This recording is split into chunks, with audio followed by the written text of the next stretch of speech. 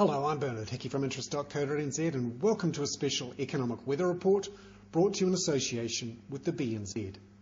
In the last few hours, European financial authorities have come out with a massive package of support to try and stop the euro from collapsing.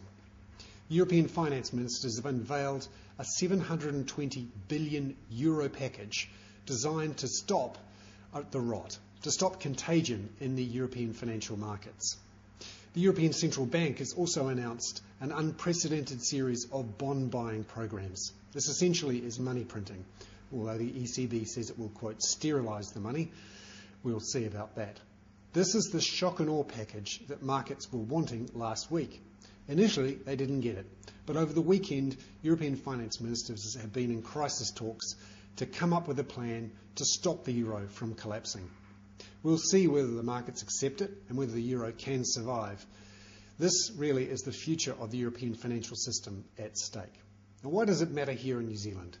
We are a long way from the action, and our banks and our economies are not nearly as closely tied to the European zone as they are to some others. For example, if this was happening in China right now, we would really be worried. But the Eurozone is still very important. It's the third largest buyer of New Zealand exports. Our banks still raise a lot of money from the European financial markets.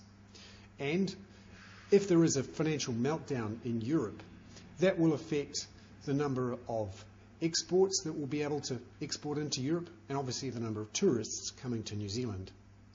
And of course, this continual deleveraging going on in the global developed economy is going to press down on global economic growth and make life more difficult for our economy and for others, including China and the United States.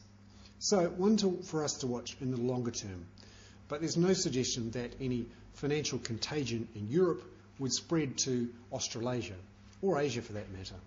But everyone's watching it very closely, and we'll see whether this shock and awe package announced overnight is enough to save the euro.